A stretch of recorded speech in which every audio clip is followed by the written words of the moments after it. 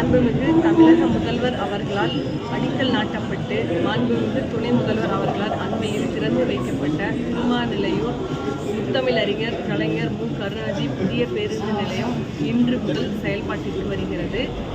புறநகர் பேருந்துகள் அனைத்தும் புதிய பேருந்து நிலையத்திலிருந்து பழைய பேருந்து நிலையம் வழியாகவும், நகர பேருந்துகள் அனைத்தும் பழைய பேருந்து நிலையத்திலிருந்தும் வழக்கம் போல் இயக்கப்படும்.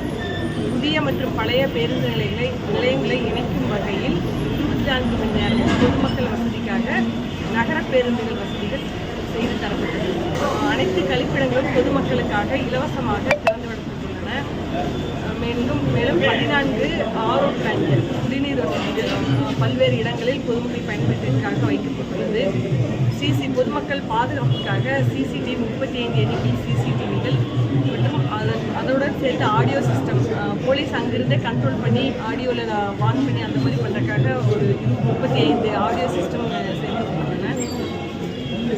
பொதுமக்களுக்கு வேண்டிய அனைத்து அடிப்படை வசதிகளும் சேர்ந்தது.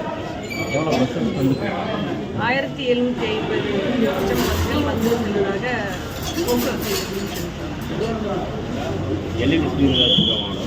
10 LED ஸ்கிரீன் பொதுமக்கள் பயன்பாட்டிற்காக பேருந்துகள் வந்து செல்லும் விஷயங்களை அறிவிப்பதற்காக 10 இடங்களில் LED திரைகள் பொருத்தப்பட்டுள்ளன.